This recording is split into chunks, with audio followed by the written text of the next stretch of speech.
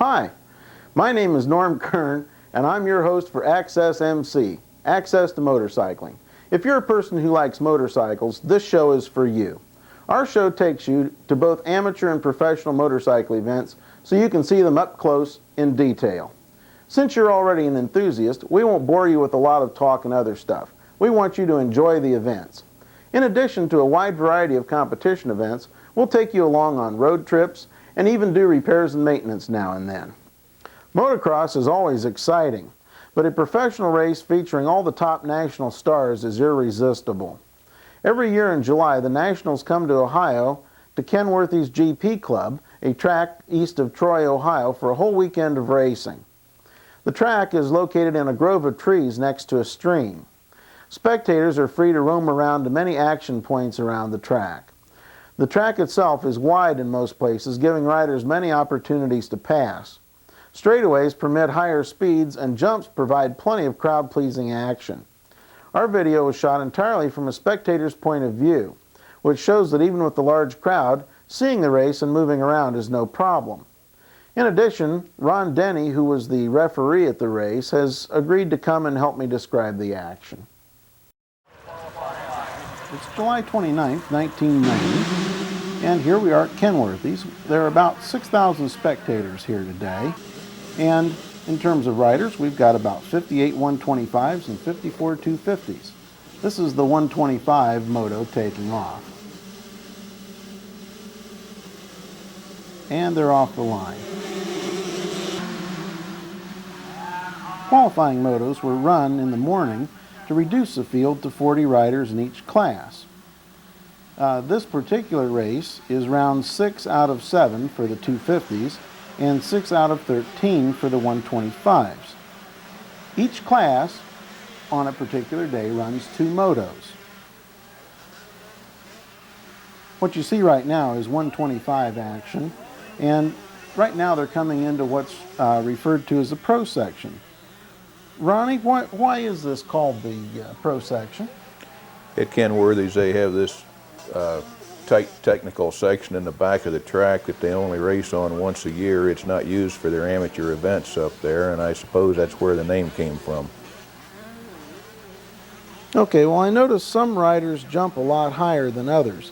What do you think the best strategy is on this particular section? Well, jumping is a way to clear the most obstacles you can in the least amount of time. However, you don't want to jump higher or further than you have to, because then you don't have their rear wheel providing traction to the ground and making better lap time. So it's a compromise between the two, and each rider has to make his own decision on which way he thinks is going to be the best.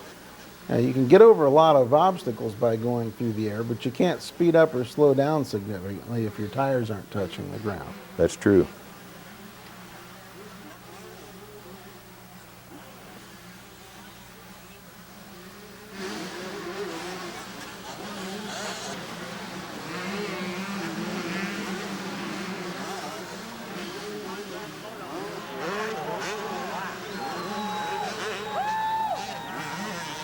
Do they give this section any kind of special treatment during the rest of the year? A few days after this event is over, they'll disc it, plant grass seed in there, and then let it go until a few days before next year's race, so that when we come out here and start practice for next year's event, the riders will be actually racing on grass for the first few laps of practice and the qualifiers. And it helps to hold moisture in the ground so that we have dust-free, better, safer race for the riders. And in general, it just makes it's something different for the riders that they don't have on all the racetracks. And its main thing is the safety factor in helping control the dust. It doesn't get as muddy if it rains either, does it? No, and with the grass stems, etc., mixed in with the dirt and the mud, why, probably have a little bit better traction than if they were just running in straight mud.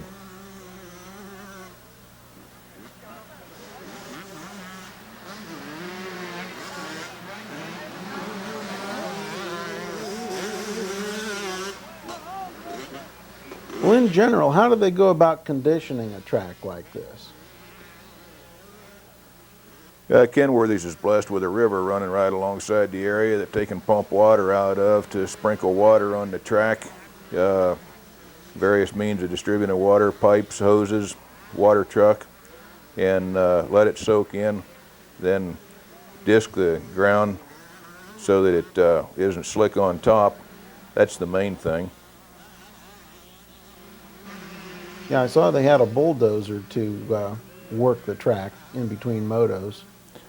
We, before the start of each moto, we will knock down the berms in the first turn so that we've got a fairly smooth racetrack at the start. As you notice on the start of these races, you've got a pretty congested area with 40 riders coming off the line side by side and all going into the first turn, which is wide, but naturally they all think that the hottest way around it's in about the same 4 or 5 foot wide section, so it's a pretty good traffic jam. And we knock the berms down on that first turn only to make the starts of each race as safe as possible. Looks like right here they really go around this corner fast. What's the big secret here? Well, a good natural seat of the pants balance, reflexes, and throttle control for each individual rider. As you notice too, the ruts and the berms that build up in the track from braking and accelerating with knobby tires on their motorcycles. As each rider goes through and follows the line of the rider ahead of him, it makes those ruts more pronounced, builds the berms a little bit higher so that they can lay into them and almost ricochet off of them like a pool ball on the edges of a table, and it helps them to get some pretty tremendous cornering speed sometimes.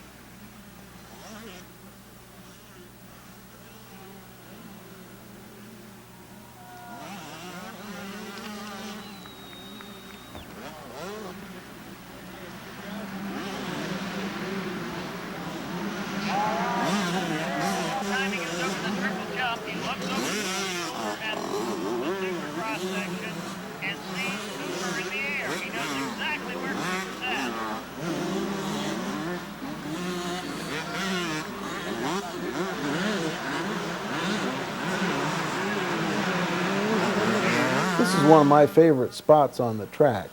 We have a very tight turn. They come over a jump, they go around this tight turn, and then they have to accelerate as hard as they can to launch off of that jump.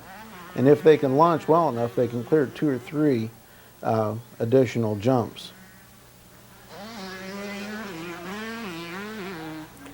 That's why we have practice in the morning before each day's event. It's so that the riders can learn the shortest ways around the track. They can make up their own mind where they want to try to clear more than one jump at a time, or where they might think it's smarter to jump over 2 or 3 obstacles at one time.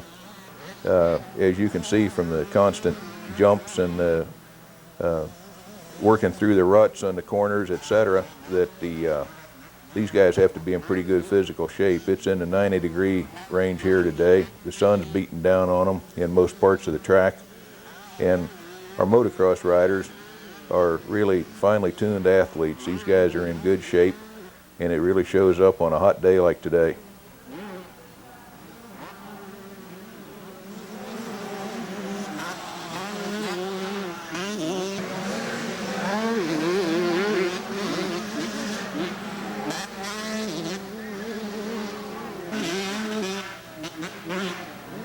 Well, we're coming up on the end of the 125 moto here, and the 125 winners for the day were number 1, Jeff Matasevich on a Kawasaki.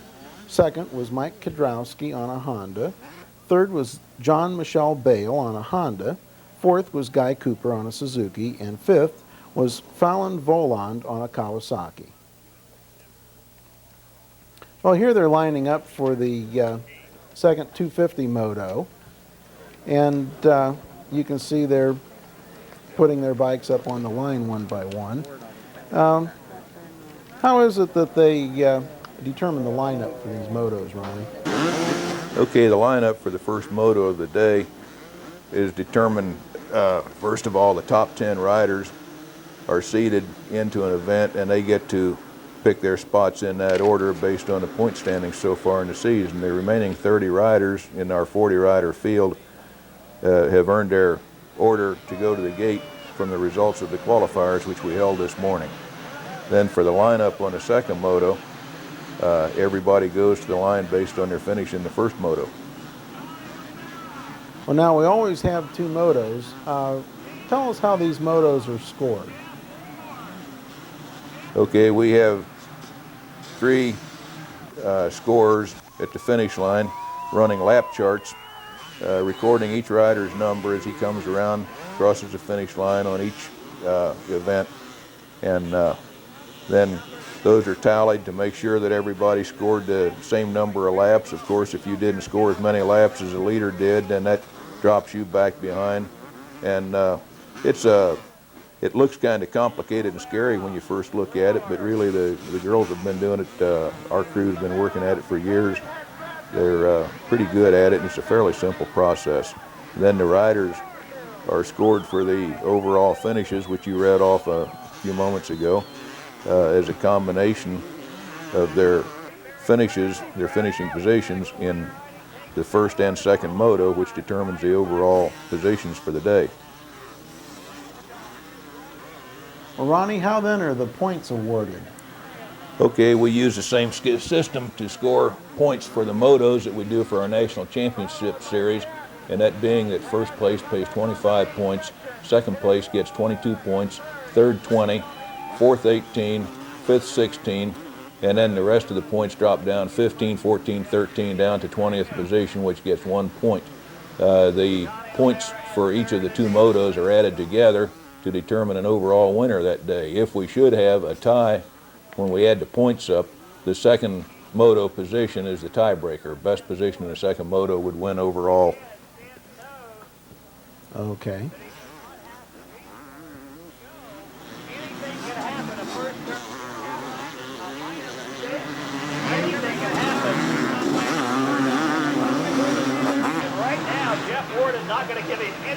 These riders never seem to get tired. Well, as I mentioned earlier, they are pretty well-conditioned athletes, but hot days like this take their toll, and you can tell the guys that have kept up with their training schedules and the ones that have maybe taken it easy for a day or two. Or this is also one of the advantages that the factory riders have over a lot of the privateers, because this is a full-time job for them, so they can devote their they devote their whole attention to conditioning themselves to race motocross, practicing on the bikes, etc., where sometimes the privateers, the local riders that are out here, have to work a 5-day-a-week job, and then racing is only something that they do on the weekends. So it's a little bit harder for them to try to maintain the peak of physical conditioning that they need. But most of them do a pretty good job of it and keep themselves pretty healthy.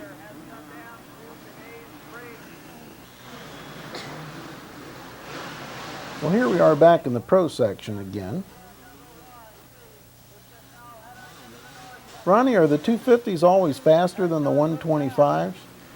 Not necessarily. On some of the wide open tracks where horsepower shows up a little bit more, the 250s, or later on in the season, the 500s, naturally with their bigger engines, have more peak speed on the long straightaways and can beat the 125s. But on a lot of our tight technical tracks, such as the track here at Kenworthy, because of the fact that they don't have the blinding speed of the bigger bikes, the 125s can ride deeper into the corners before they have to get on the brakes. So a lot of times they're as fast and sometimes faster than the larger motor classes. Yeah, being lighter, they can change direction more quickly, and that can give them an advantage on a tight track. That's true. The 125s don't wear the riders out quite as quickly as the bigger bikes do, at least in a physical sense. However, they are mentally demanding, because the small motor has to be kept revving tightly all the time to keep it in its power band. It doesn't have the lugging power that the bigger motors have, so the riders have to be a little bit more mentally alert on the 125s, but the weight doesn't beat them as badly as the larger bikes do. I found that this was really a nice place to bring a family. People bring their lawn chairs and just sit down and relax. It seems like there's lots of shade trees and a lot of places to watch the course. Also, because it's so spread out, it's easy to find a spot to watch. I think the people up here at Kenworthy's have got a really nice facility to bring a family to. A lot of the folks get here early in the morning, and during practice and qualifying they roam around and pick out a couple of different places that they think are their pet viewing points, and then settle down for the rest of the day at maybe watch one moto from one point and move to another location for a second moto. And again, the folks up here have done a nice job in trimming the tree branches off high enough so that while you can enjoy the shade, they don't obstruct your vision. So it's a really nice park to come to and bring a family.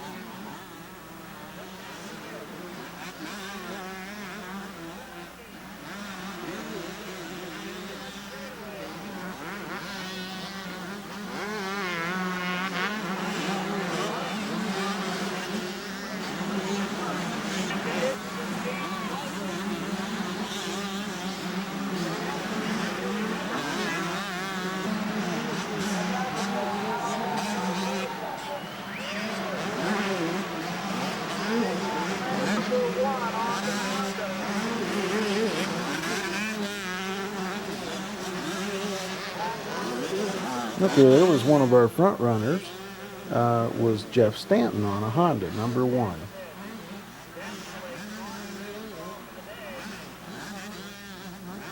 Jeff's a consistent front runner. He's also one of the really nice people in the sport of motocross racing, and it's always good to see him doing well on any given track.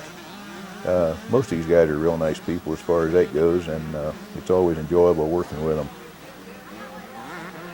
Well, I know Jeff Ward, number 3 on a Kawasaki, he's one of the front runners in this race. He's been at it for a long time. How long's he been in this game, Ronnie? I think Jeff started racing pro motocross in 1975, and he's been a consistent front runner since the day he started. And he's ridden rather unusual in this sport, but he's ridden for the same manufacturer, Kawasaki, for his entire pro career. He hasn't played musical chairs with the manufacturers at the end of each season like a lot of the riders do. And I'm sure he's done a good job for Kawasaki in public relations. He's a super young man for the young fans, the amateur riders, etc., to get back in the pits and talk to after the races are over. Jeff's always nice to his fans, and especially to the young kids that are maybe riding in the Pee-wee and mini bike classes now and kind of idolize these pros. And Jeff's always got a word to say, nice word to say for them, and word of encouragement. And I'm sure that Kawasaki is real proud of the public relations he's given them over the years.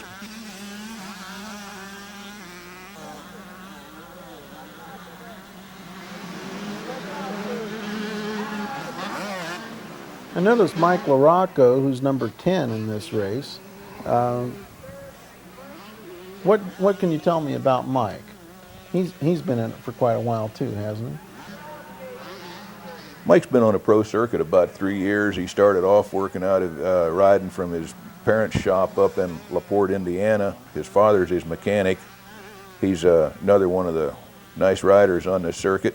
He's a hard competitor, a top runner, and I think Mike's going to be one of our stars of tomorrow.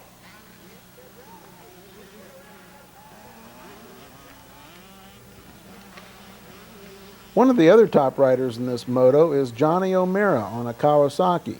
He's been in this a long time too, hasn't he, Ron? Johnny's been racing since he was probably 7 or 8 years old.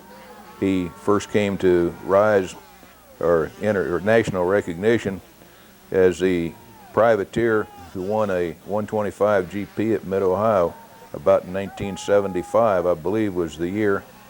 And since then, he's been picked up by the factories and has been a factory racer. I believe this is going to be Johnny's last year. He's about 32 years old, and the physical wear and tear has taken its toll, although Johnny's still in super condition. But I believe he's going to take it up, or give it up this year, and going to try mountain bike racing. And he's also a frequent competitor, when his off weekends allow him, in the triathlon events where they swim, bicycle, and run. So you're going to be seeing more about Johnny, but not in motorcycling.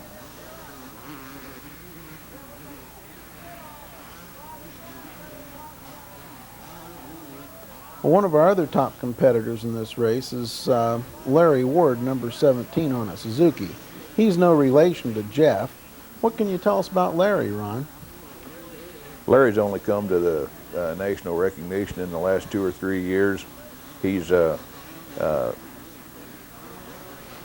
one of our coming riders. It's going to make a good name for himself as time goes on, but he hasn't really hit the top yet. But he's on his way, and I think you're going to be seeing a lot more of him in years to come.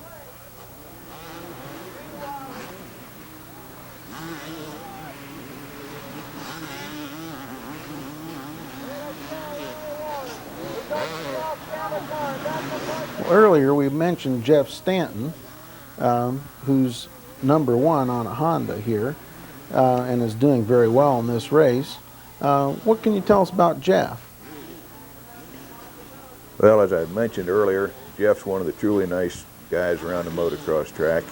He has complaints occasionally like everybody else, but he usually keeps them to himself. He goes out, does his job, gets things over with, and starts getting ready for next week. He's a real pleasure to work with. All the people on the Honda team tell me that he's just a really good rider for them on the team. He helps his mechanic to get the bike ready as far as the important feedback information that they need to make suspension adjustments, etc. And he's just a really good rider. And again, Jeff's already hit the point of stardom, and I think he's going to stay there for quite a while.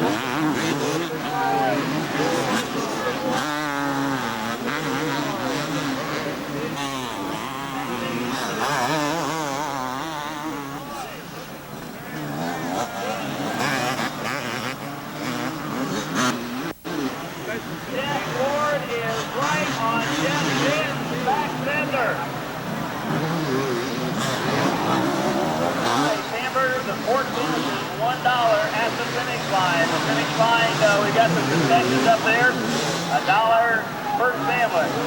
So grab some on your way out.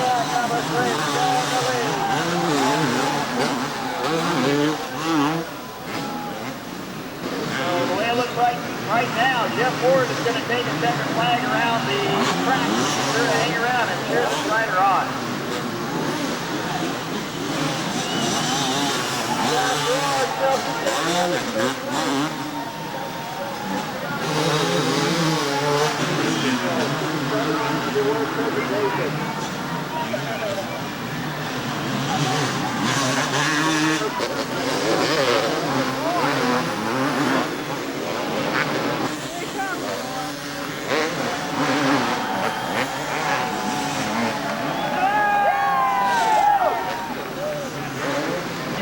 Well, we're coming up on the end of the last 250 moto, and our winner is Jeff Ward on a Kawasaki. Number 2 is Jeff Stanton on a Honda. 3 is Larry Ward on a Suzuki. Number 4th is Mike LaRocco on a Suzuki. And 5th is Johnny O'Mara on a Kawasaki. Ronnie, I'd like to thank you for being with us. You're very welcome, Norm. I enjoyed it, and I hope the fans enjoy it.